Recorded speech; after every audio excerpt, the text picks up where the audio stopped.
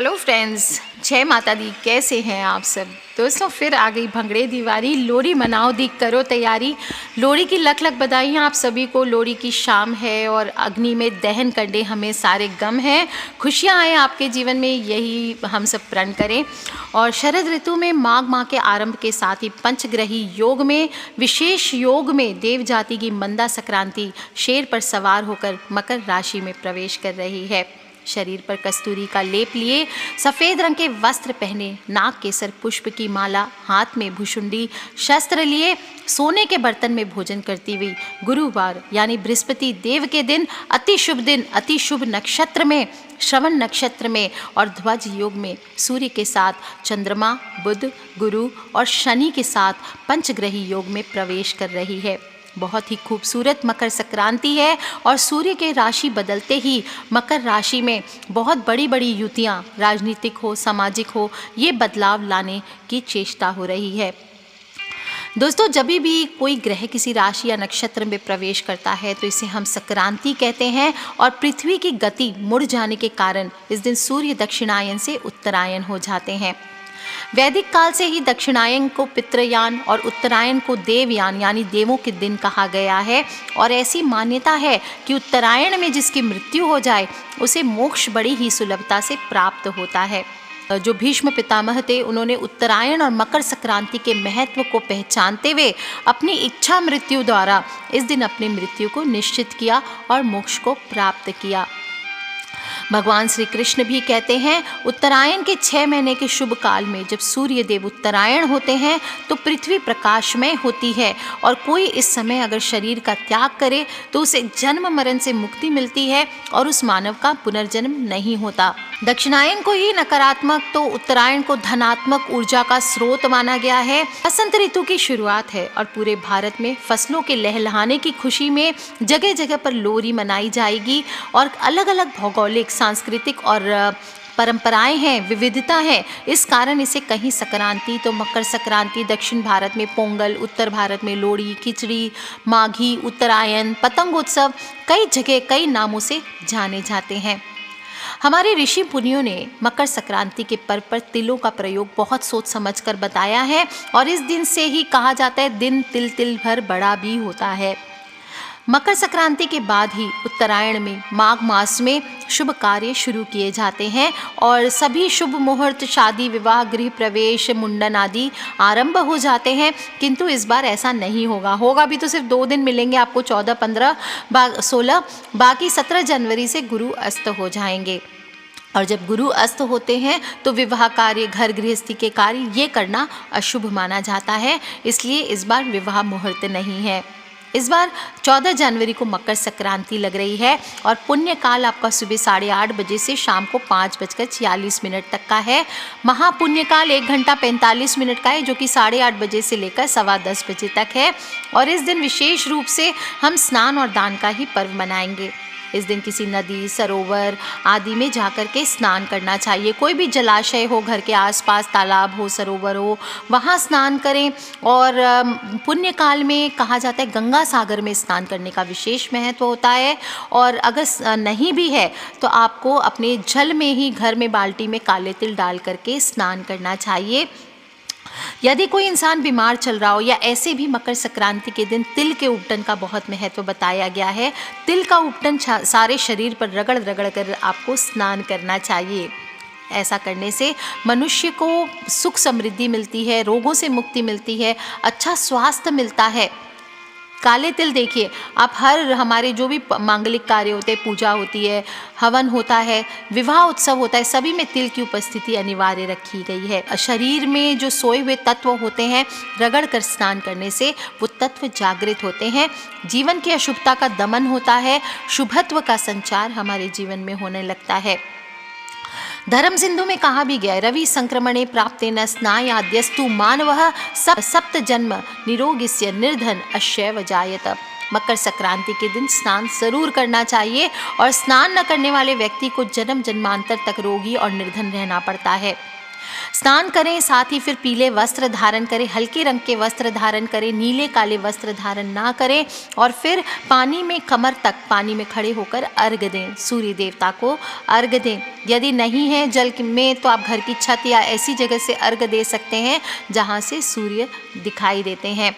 सूर्योदय के समय प्रथम किरण में सूर्य को अर्घ देना सबसे उत्तम माना गया है और सर्वप्रथम प्रातःकाल सूर्योदय से पहले नित्य क्रिया से निवृत्त होकर के स्नान करना चाहिए। इसके बाद उगते हुए सूर्य के सामने आपको आसन लगाना चाहिए। आसन पर खड़े होकर तांबे का पात्र लीजिए, लोटा लीजिए, उसमें पवित्र जल भरें और उसमें आप चाहें तो लाल पुष्प, चावल, गुड़ और काले तिल आपको ज़रूर डालने चाहिए। फिर दोनों हाथों से तांबे के लोटे को पकड़कर इस तरह से जल अर्पित करें कि सूर्य और सूर्य की किरण जल की धार से दिखाई दे। पितृ की शांति के लिए भी इस दिन जल देते समय उसमें काले तिल अवश्य डालें। ऐसा करने से पितरों की आत्मा को शांति मिलती है। और ध्यान रखें कि जल अर्पित करते समय जल सूर्य देव को अर्पण कर रहे हैं, वो जल आपके पैरों को स्पर्श ना करें। संभव हो तो एक बर्तन रख लीजिए जिसमें आप जल अर्पित कर रहे हैं, वो आपका उसमें गिरे और फिर बाद में जमा किए हुए जल को आप किसी पौधे आदि में डाल सकते हैं।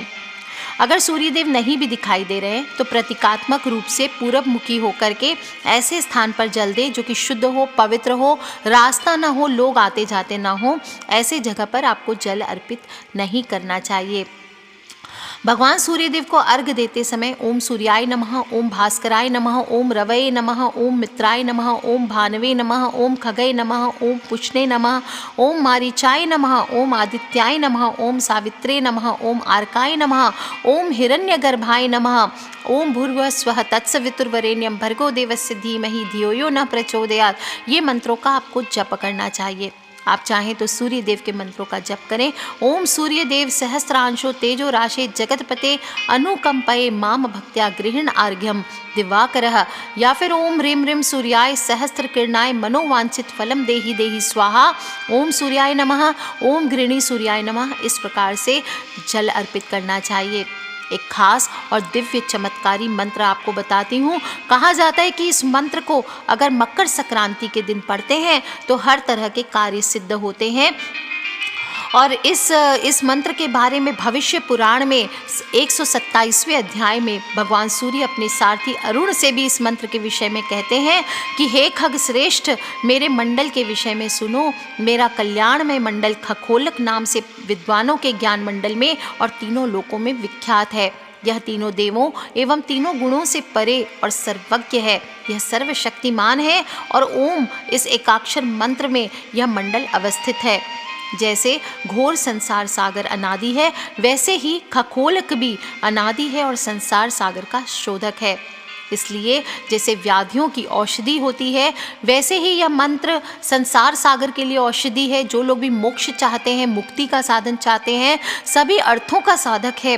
विशेषकर धन संपत्ति, यश, मान, सम्मान, संतान की प्राप्ति के लिए इस मंत्र के आश्चर्यजनक प्रभाव देखे गए हैं।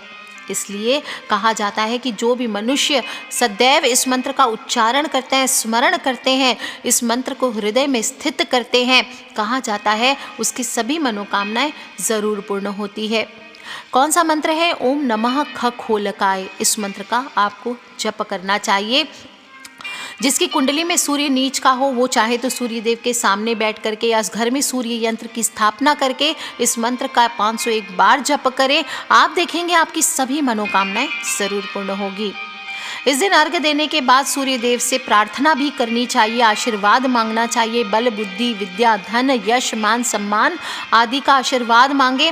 और गुड़ और कच्चे चावल को बहते जल में प्रवाहित करने से भी सूर्य देव प्रसन्न होते हैं। दोस्तों, मकर संक्रांति सिर्फ स्नान का पर्व मात्र नहीं है, जीवन में परिवर्तन लाने का भी पर्व है। और इस दिन पंच शक्ति साधना भी आपको ज़रूर करनी चाहिए। गणेश जी हो, शिव जी हो, विष्णु भगवान हो, महालक्ष्मी हो, सूर्य देव की साधना, ये सब की साधना आपको संयुक्त रूप से करनी चाहिए। सूर्य देव को अर्घ देने के बाद एक कुश के आसन पर आप बैठ जाएं, पीले वस्त्र का आसन बिछा सकते हैं और 1.25 किलो चावल और उड़द की दाल को मिलाकर पीले वस्त्र के आसन पर समान भाव से 5 ढेरी बना दें। फिर दाहिने क्रम में पंच शक्तियों की मूर्ति, चित्र या यंत्र को ढेरी के ऊपर स्थापित करके धूप दीप करें, दीपक प्रज्वलित करें और 5 दीपक, आपको 5 बाती का एक दीपक इस दिन जलाना चाहिए। और भगवान की सभी का एकाग्रचित होकर के स्मरण करें, गणेश जी का स्मरण करें। ओम तत्पुरुषाय विद्महे वक्रतुंडाय धीमहि तन्नो दंती प्रचोदयात्। भोलेनाथ का घी से अभिषेक करें। ओम महादेवाय विद्महे रुद्रमूर्तये धीमहि तन्नो शिव प्रचोदयात्।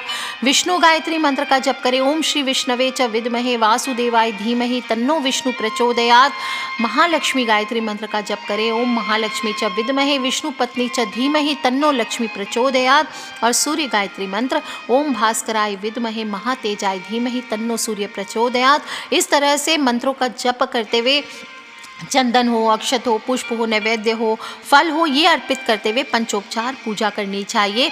आप चाहें तो हवन कुंड में अग्नि प्रज्वलित करके आपको 108 आहुति भी इस दिन दे सकते हैं और फिर पुनः एक माला का मंत्र जप करें। पंचज्योति के साथ ही यानी 5 बाती के दिए से ही आपको आरती करनी चाहिए, पुष्पांजलि अर्पित करके क्षमा याचना करनी चाहिए। तिल के लड्डू हुए, तिल के मिष्ठान हुए, तिल की खिचड़ी हुआ, जो भी हो, फल हो, वस्त्र हो, अपने सामर्थ्य के अनुसार आपको सुपात्र को दान करना चाहिए। दान की चीज़ें 14 हो, ये विशेष शुभ माना जाता है और जो लोग भी स्वर्ण दान कर सकते हैं उनके लिए ये सर्वश्रेष्ठ होता है। कहा जाता है इस दिन जो भी आप दान करते हैं वो 100 गुना बढ़कर आपको प्राप्त होता है। दोस्तों, इस दिन सर्दी के समय में वातावरण के साथ साथ शरीर का तापमान भी कम हो जाता है, रोग और बीमारियां बढ़ सकती है और ख़ासकर कोरोना काल है तो ये आपको मेंटेन बहुत करना ज़रूरी है। कहा जाता है इन दिनों में गुड़ और तिल से बने पकवान या मिठाई खाने से शरीर को अंदरूनी गर्मी मिलती है और शरीर के तापमान को संतुलित करने का कार्य करता है, जिससे शरीर में रोग प्रतिरोधक क्षमता की वृद्धि होती है। इसलिए मकर संक्रांति के शुभ अवसर पर तिलवा, लाई, गुड़ से बने रसियाव, गजक, रेवड़ी, खिचड़ी ये खूब बनते हैं और लोग आपस में एक दूसरे को बांटते भी हैं, खूब खाते भी हैं। मूंगफली, शक्करकंद, खिचड़ी, इन्हीं चीज़ों का ज़्यादा भोग भी लगाया जाता है और प्रसाद भी बनते हैं। इस दिन सूर्य देव की प्रसन्नता हासिल करने में पके हुए चावल में गुड़ और दूध मिला करके भी खाना चाहिए और गोरखनाथ जी की याद में खिचड़ी, उड़द के दाल, चावल, हरी सब्जियां मिलाकर खिचड़ी बनाई जाती है। घी, पापड़, अचार के साथ खाया जाता है और खिचड़ी दान करने की भी प्रथा है। कोई भी इस दिन आपके घर भिखारी हो, साधु हो, बुजुर्ग हो, कोई ज़रूरतमंद व्यक्ति हो, मेहमान हो तो भी उसे आपको खिचड़ी ज़रूर खिलाना चाहिए, कुछ दान करना चाहिए। खाली हाथ नहीं लौटाएं, इस दिन ये शुभ होता है। काले तिल का प्रयोग खिचड़ी में ज़रूर करें, शनिदेव को प्रिय भी है और ऐसा माना जाता है कि अगर मकर संक्रांति के दिन तिल का किसी भी प्रकार में आप सेवन करते हैं, इससे शनिदेव प्रसन्न होते हैं, शनि के दुष्प्रभाव आपके जीवन में कम होते हैं, चाहे वो शनि की 7.5 हो, ढैया हो, कुदृष्टि हो, सभी दूर होते हैं। और इस दिन तिल खाने और दान करने के पीछे एक खूबसूरत शनिदेव की कथा भी आती है कि सूर्य देव की 2 पत्नियां थी, छाया और संज्ञा, और शनिदेव सूर्य के पुत्र थे, उनकी माँ का नाम छाया था और यमराज शनिदेव की दूसरी पत्नी संज्ञा के पुत्र थे। और एक दिन सूर्य देव ने अपनी पत्नी संज्ञा को पुत्र यमराज के साथ भेदभाव करते हुए देख लिया, इसलिए उन्होंने गुस्से में अपनी दूसरी पत्नी छाया और उसके पुत्र शनि को खुद से अलग कर दिया। इससे रुष्ट होकर शनिदेव और उनकी माँ छाया ने सूर्यदेव को कुष्ठ रोग का शाप दे दिया। इसके बाद सूर्य के दूसरे पुत्र यमराज ने पिता की ऐसी हालत देख करके कठोर तप किया और उन्हें शाप से मुक्त कराया। तब सूर्य देव ने क्रोध में शनि के घर आने वाले कुंभ को जला दिया। इससे शनि और उनकी मां को काफ़ी दिक्कतों का सामना करना पड़ा और सूर्य देव के दूसरे पुत्र ने अपने पिता से फिर आग्रह करके शनि देव को माफ़ करवाया। बेटे के आग्रह करने के कारण सूर्य देव अपने दूसरे बेटे शनि के घर गए, जहां सब कुछ जला हुआ था, बस तिल शेष था और इसी तिल से बेटे शनि देव ने अपने पिता सूर्य की पूजा की। उस दिन उनकी पूजा से प्रसन्न होकर के सूर्य देव ने शनि देव को आशीर्वाद दिया कि जो भी व्यक्ति मकर संक्रांति के दिन काले तिलों से सूर्य देव और शनि देव की पूजा करेगा, उसके सभी प्रकार के कष्ट दूर हो जाएंगे। इसलिए इस दिन ना सिर्फ तिल से सूर्य देव की पूजा होती है, दान आदि भी किया जाता है और मानव कल्याण का वैज्ञानिक पर्व है। इसीलिए शरीर को लेकर के, इसके ताप को लेकर, सूर्य की रोशनी को लेकर के ये पतंग उड़ाने की भी परंपरा रही है। समूचे भारत में खासकर शहरों में बच्चों हो, युवा हो, बुजुर्ग हो, सभी पतंग उड़ाने को लेकर खास उत्साहित होते हैं और गुजरात में तो बहुत ही पॉपुलर पतंग उत्सव भी मनाया जाता है। इस दिन आपको कुछ बातों का ध्यान भी रखना चाहिए। दिन भर गुस्से में ना रहें, गुस्से पर काबू रखें, दूसरे के साथ अच्छा व्यवहार करें। ऐसा नहीं कि गेट टुगेदर्स कर रहे हैं तो बुराई चुगली आदि करें, ऐसा नहीं। मन को खुश रखें, खूब सारी पॉजिटिव एनर्जी, सूर्य देव से पॉजिटिव एनर्जी अपने अंदर अवशोषित करें। और इस दिन पेड़ों की कटाई बिल्कुल ना करें, तुलसी को जल आदि भी नहीं देनी चाहिए, तोड़ना नहीं चाहिए तुलसी। भोजन सात्विक रखें, लहसुन, प्याज, मांस, मदिरा, अंडा आदि नहीं खाना चाहिए। किसी भी प्रकार का नशा ना करें, शराब, सिगरेट, गुटखा आदि। और जो महिलाएं हैं उस दिन, वो लोग इस दिन बाल ना धोएं। नाखून काटना, बाल काटना, दाढ़ी बनाना, ये सब चीज़ें इस दिन नहीं करना चाहिए। क्या करेंगे, पूरे दिन अपने परिवार के साथ धूप में तो बैठेंगे ही, आकाश की ओर देखते रहें। खूबसूरती से आकाश में खूबसूरत पतंग उड़ेंगे। बच्चे बड़े मिलकर के सभी लोग तिल, गुड़, रेवड़ी, गज्जक, खिचड़ी खाते हुए आसमान में पतंगों के लुत्फ उठाइए। देखिए काइट्स के द्वारा बर्ड्स ना मरे, इस बात का ध्यान रखें। भाई बहनों को भी तिल और मूंगफली के बने हुए स्वादिष्ट चीज़ें खिलाइए, अपने परिवार वालों को खिलाइए, फैमिली फ्रेंड्स को खिलाइए और फिर खुशियों का पर्व मनाइए, मकर संक्रांति मनाइए। दोस्तों, मकर संक्रांति की हार्दिक बधाइयाँ। और अपनी फ्रेंड्स, फैमिली, मम्मी पापा, भाई बहन, बच्चे, सभी लोगों से इस खूबसूरत पर्व के बारे में, जो काले तिल का प्रयोग मैंने बताया है, वो ज़रूर आप सबसे शेयर कीजिए। और कथा भी सुनाई है आपको, कथा सुनाने से विशेष पुण्य की प्राप्ति होती है, तो आप भी कीजिए। अपने फ्रेंड्स, फैमिली, मम्मी पापा, भाई बहन, बच्चे, सभी लोगों से इसे शेयर करें। खिलखिलाते रहें, मुस्कुराते रहें, सब्सक्राइब करके रखें ताकि आने वाले वीडियो से आप और मैं कनेक्टेड रह सकें। Love you all friends, take care. जय माता दी, बम बम भोलेनाथ की। मकर संक्रांति की हार्दिक शुभकामनाएं।